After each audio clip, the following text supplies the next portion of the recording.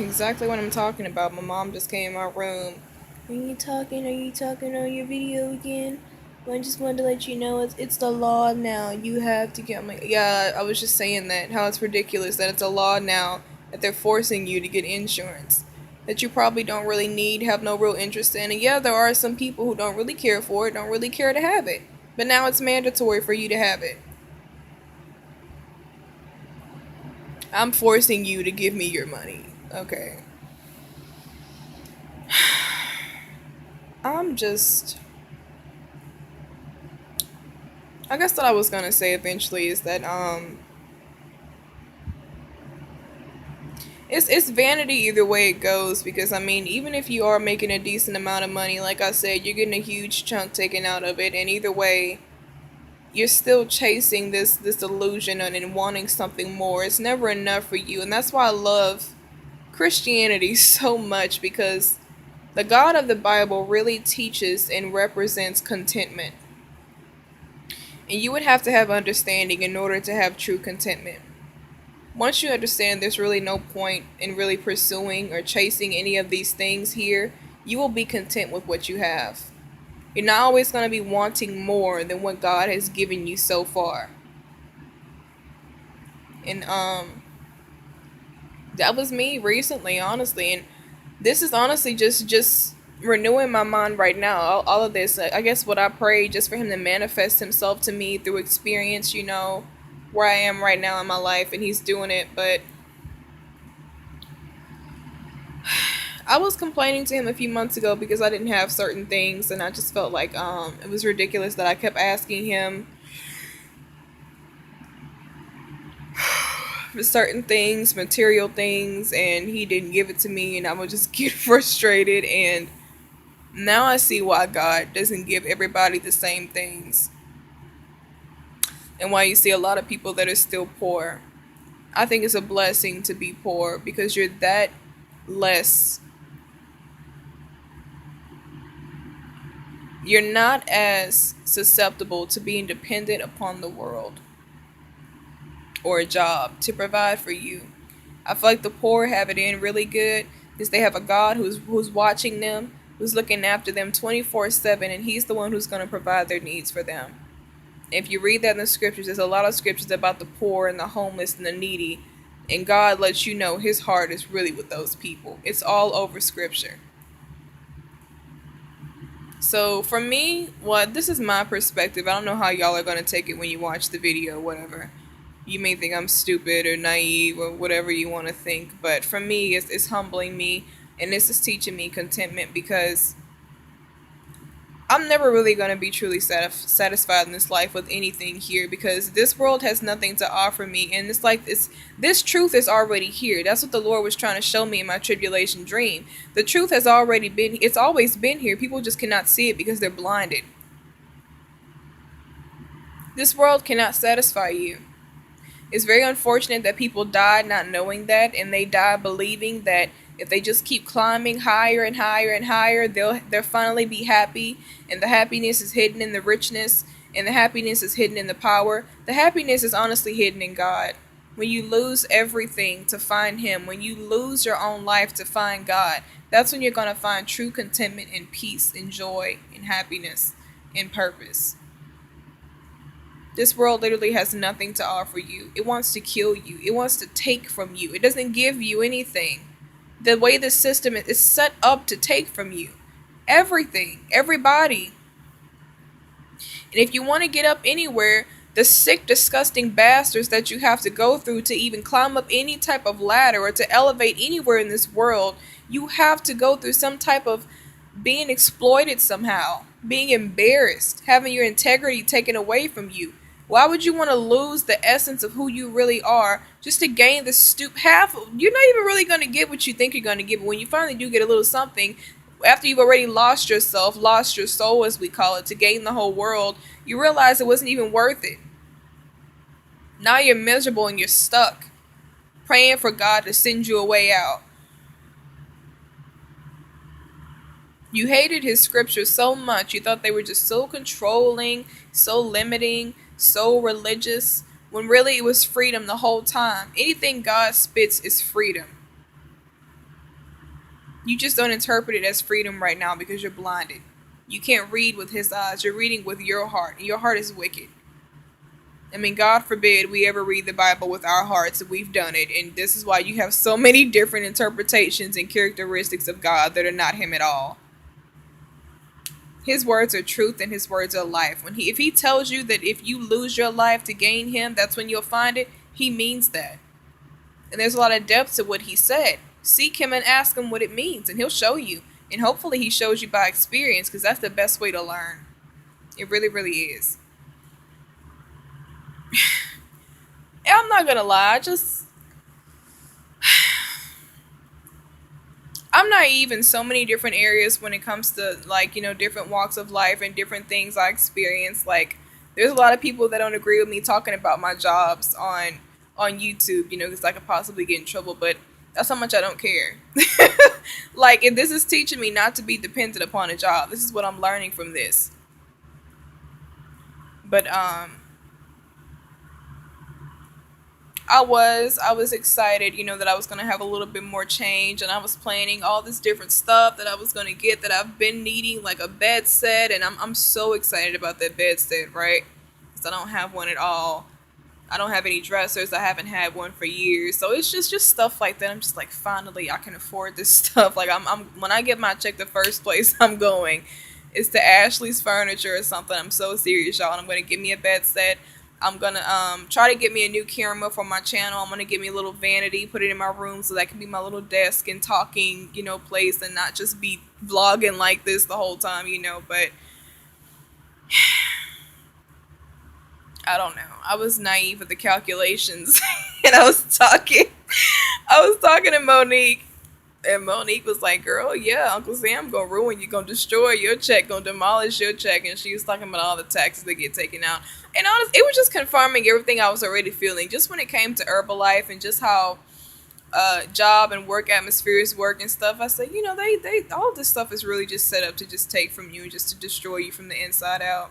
If you don't have God in this world, you're already dead. You're just dying harder. Like, I mean, it's incredible that people think that they're living, in bondage to this beast, and they're not at all. You're being led right into a pit and you don't even know it.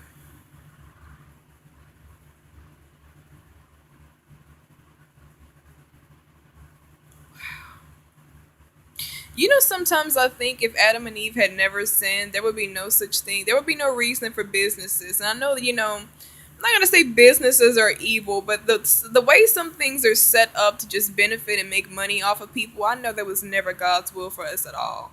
Never. Everything was going to be given to us freely, because that's the kind of God he is. People don't believe that, but he is. God doesn't sell anything. People do, but he doesn't. If we would have never sinned against him, everything was going to be given to us freely. And I mean, bountifully. The kind of God that he is. I mean, there's so many things hidden in the scriptures. If you go read Genesis and you see what he gave two people, well, one person, and then he added Eve to the equation. So a whole garden for just two people. And I mean, yeah, it details a little bit what was in the garden, but just imagine how much more was there that we don't even know about. And he gave Adam the privilege to name all the animals. So God, when he blesses you, it's like overflow. It's more than you could ever think or imagine. That's what he gives you. There would have never been any reason for businesses or marketing or any of that stuff, because you don't have to profit or benefit off of other people. We were just going to be here just living in the presence of God, in fellowship and communion with the Creator, and just everything freely given to us, and we freely give to one another.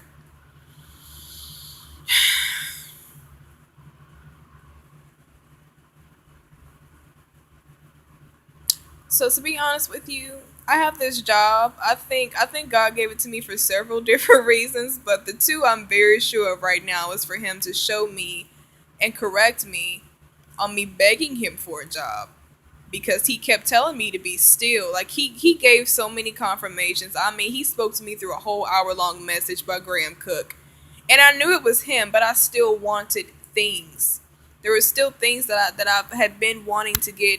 I was entrusting God to give it to me in His timing. When I felt like He should have been gave it to me, I got frustrated. Just I was doing all of that, and I see now. To be honest with you, you can have your own opinion with your job, your 9 to 5, or whatever you do as a Christian, but I'd rather have the Lord. I mean, I would never do this again. Like, if He was to take this job away from me, I would never beg Him for another one unless He really wanted to put me somewhere for His glory and His purpose alone, because my relationship with God has went down. Not only because I don't have time to spend with Him or pray really, but my environment is toxic.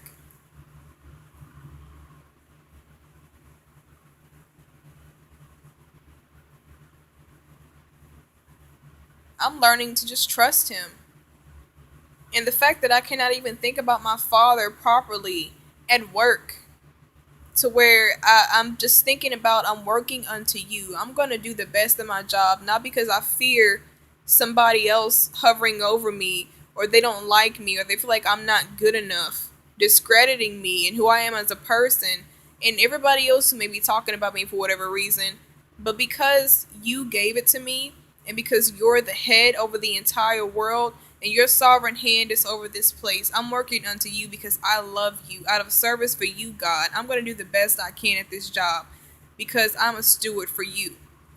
I can't even have that mentality at this job because it's that toxic. So yes, I have learned to just trust the Lord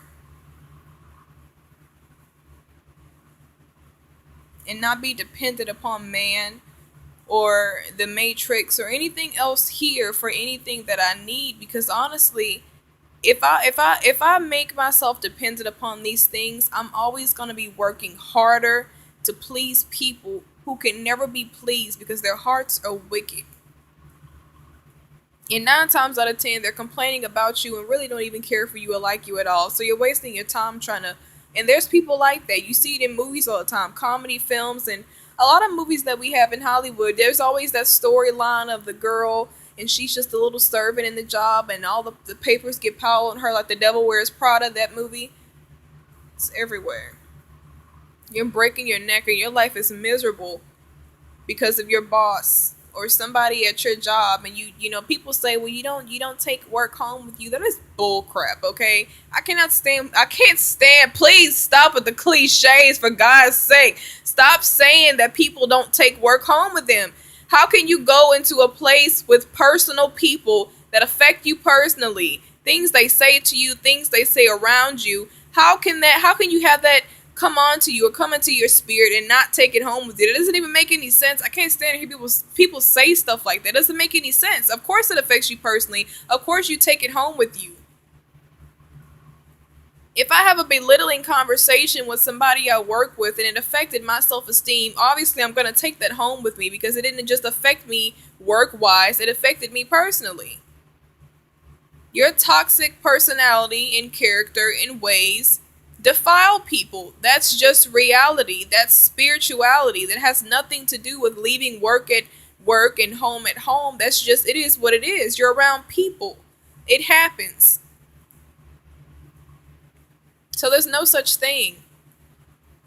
I mean, if you do think that you just leave work at work, you're delusional, because everywhere you go, you're being affected spiritually somehow, especially if there's individuals involved. You probably don't realize it right now, but you are. So,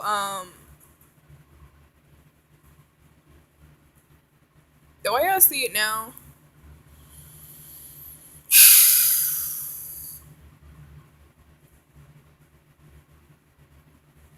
you want money because you want stuff. And you make yourself a slave for no reason, and you really don't have to, when really it's just for you to appreciate God. It's just another form of worship and another avenue to worship God through your performance in some area of your life. And because you're a steward for Him, you're working for Him. And we're going to have to convince ourselves of that. We're really going to have to renew our minds and just really blot out everybody else, because honestly, The word says to submit to higher authorities, but I mean, there's vessels of honor and vessels of dishonor in authority. So I wouldn't really focus. It's not about submitting to the person per se. You submit to God, but He's going to use it somehow for His glory. So yes, definitely submit to higher authorities. But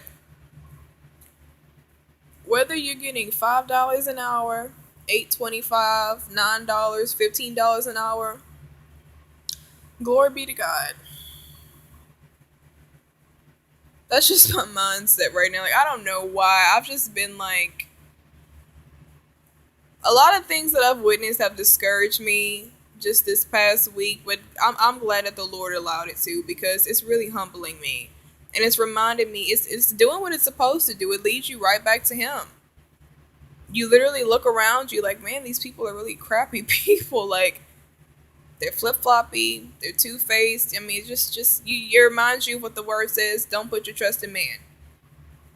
Plus, right there. I mean, it literally just runs you right back to God. You got a problem, or somebody in authority is abusing their authority towards you, or they're not doing what they're supposed to do. If you have any complaint about something, it reminds you, oh, that's right. The only one who really cares about righteous judgment or equity is God. Right back to God.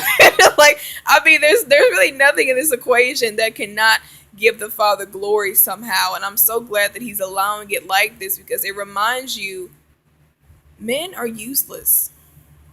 Humanity is useless. They have this air of superiority and this false arrogance is really not there, because, and honey, like I said, I wish my Father could come down and let them know, like He let them, because that Nebuchadnezzar know, you don't run nothing here.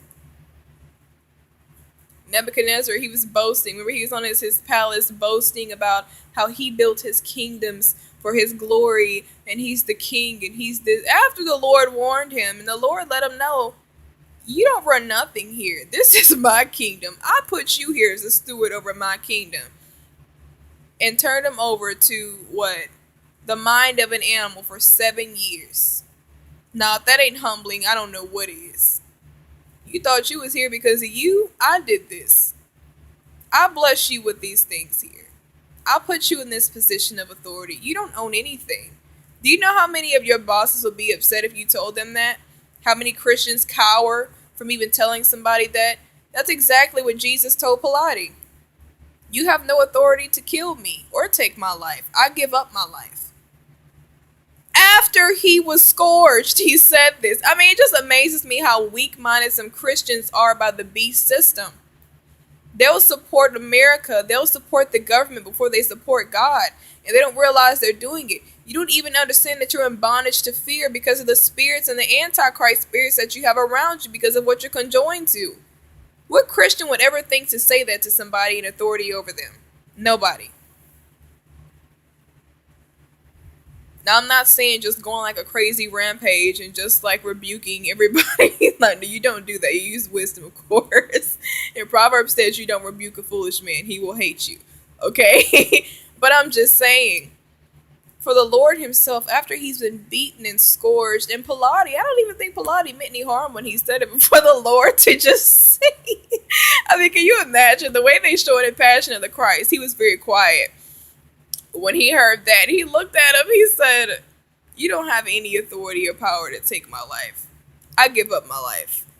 It's like, I just got beat, but let me check you. Let me check you first of all, right? Man. So, just simple trust and faith and confidence in the Word of God can erase all that fear, and that's what it's doing for me, because I've just felt intimidated. I don't like feeling like that, and it's just an oxymoron to me, because you want somebody to perform the best that they can, but yet you give off this energy that just intimidates them, and it only has a negative result. It has the complete opposite of what or manifest the complete opposite of what you want them to do. Nobody can function properly at a job if they're uncomfortable. It just makes me sick. It really does. I wish God was in more atmospheres like this, where there could be equity and righteous judgment and discipline actually being executed, and there is none.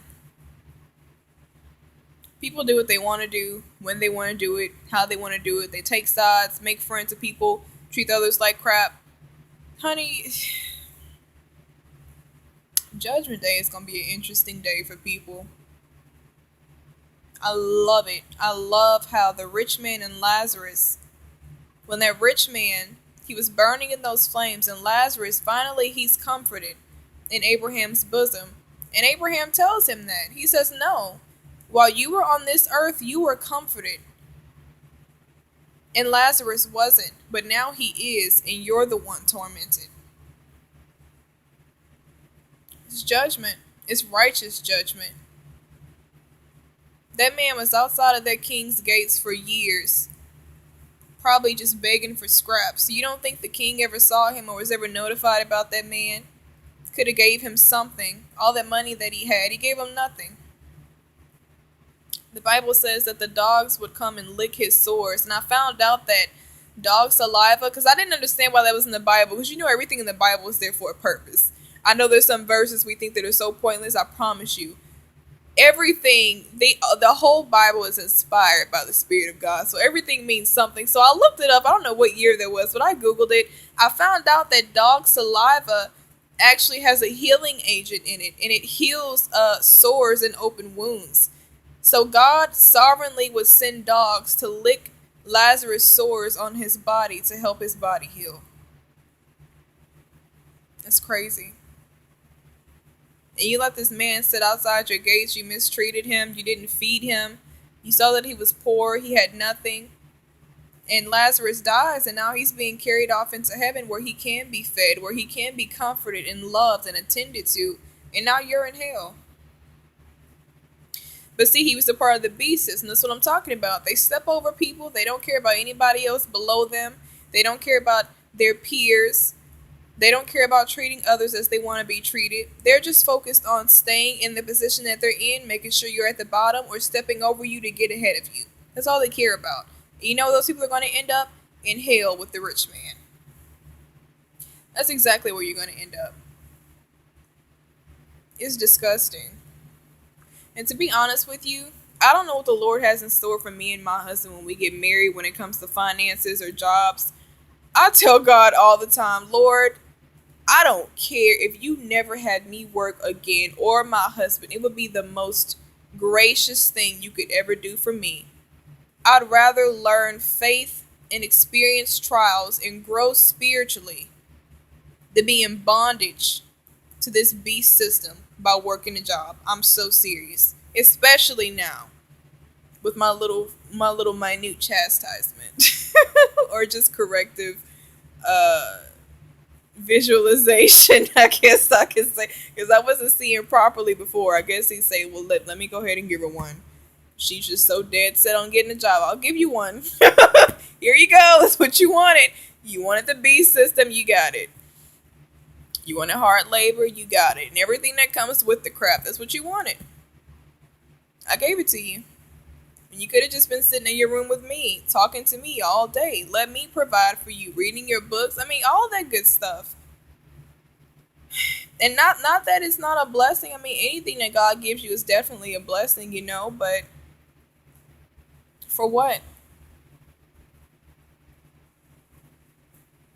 My relationship with him has been savored. I've been falling off horribly spiritually and for money. And the atmosphere that I'm making the money in isn't even really positive most of the time. And the money I do have, I'm not going to make all of that. Get the taxes taken out. Yay. Yeah, so you pretty much just cheaped yourself. I know the Lord would never do it because it's not his character, but he deserves to be able to do this, to be able to look people in themselves and just be like, so you wanted the world, right? You thought the world was better than me. I know that's arrogance. He's never going to do that. But, I mean, it's the truth. Like, people, they crap on God and they chase this system. And he sees it for what it is. You know, he's the all-knowing one. He sees everything. And he's trying to give you wisdom and trying to give you light because he loves you, but you just crap on him. So he gives you what your little heart desires. The world. He's a gentleman. He's not going to force you to love him. He's madly in love with you, but he's not going to force anything on you. If he sees that what you really want is the world, you really want these marine spirits out here, you really want the beast system that much, I'll let you have it. Enjoy yourself. Eat yourself alive. And then you die miserable without me and go straight to hell. Chasing things that you can't even take to hell with you. It's like, man, you want to talk about insurance plans and policies and stuff. That's a sucky. That's a horrible deal. So I spent most of my life chasing this stuff, miserable, no relationship with God, and then when I die, I can't even take it with me. Yes, that's the deal. You just enjoy your life now, and that's it. Man. Or you could just rely upon the Father to give you whatever He wants to give you and to provide for you, and you can be in amazing fellowship with Him your entire life, growing to know your Creator.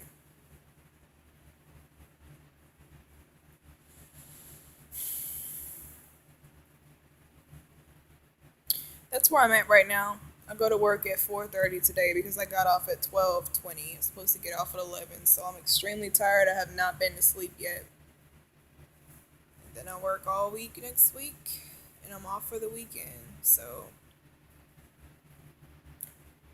I just bless the Father in His holy name, just for just blessing me with a job. Yeah, that. But I thank Him for this new revelation as well. That now when I go to work, I'm not gonna be stressed out about hours or anything like that, or how much my check. I don't even care. Like, I don't even want to calculate anymore.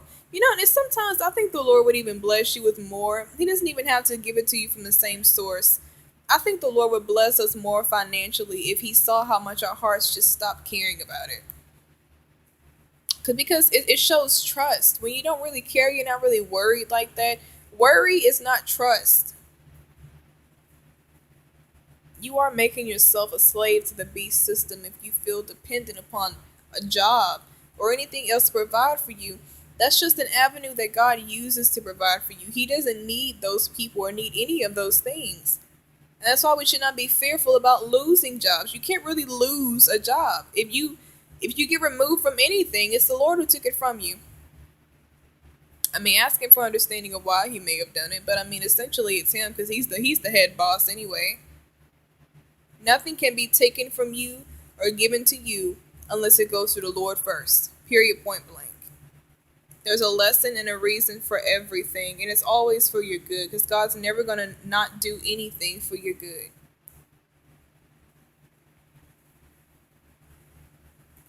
So, for all of you Christian workers out there, now when you go to work, I'm sure you've already been doing it, just have the mind and the heart that you're a steward for God. Don't worry about these people around you. Don't worry about these co-workers or negative influences, anything that makes you uncomfortable in your environment. Just remember who's with you and who you belong to and who you're really working for. And also remember that a lot of the people around you are just vessels of dishonor. And if they're still here, it's only a matter of time before they get cut off, honey. It's only a matter of time. Because God says the wicked will surely die. They will perish. They'll be cut off from the earth. If they're here, it's because God's using them for something, and that's it. And when He's done with them, He's gonna cut them off. I mean, it's Bible. It's true. Put the mind of Christ on when you're at work. I'm gonna do the same thing. I'm glad the Lord revealed this to me. Don't worry about these. Don't let these people phase you. Don't let these spirits using these people phase you. They're a part of the beast system, so the spirits that are accompanying the beast system are going to be manifesting through those people, but don't let it bring you down. Don't let it intimidate you or discourage you. Pray for them and keep it moving. You are a steward for God.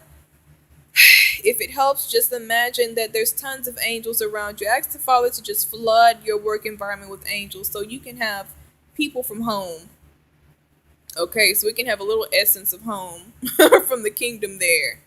You know, to just kind of watch over things, maybe minister to you, because you know the Bible says angels will minister to us, so they can minister to you. And when you work, you do the best at what you have to do and what you're told to do, what you're there to do. because you love God, not because somebody else told you to do it a certain way, not because you're commanded to do it a certain way, or because you feel like somebody's hovering over you. And if you don't do this right, this and this is going to happen. You're going to lose your job. Nobody can take your job from you because God gave it to you. And the only person who can take it from you is the person who gave it, and that is the Lord. No one, no matter how much power or authority they think they have, can take anything from you. And if they think they can, tell them to go read the book of Daniel so they can see what happened to Nebuchadnezzar. Maybe it'll set them straight a little bit. Because they don't run nothing. My Father runs this. So now you can work in peace knowing that and believing that you are a steward for God. And I'm working for God because I love Him.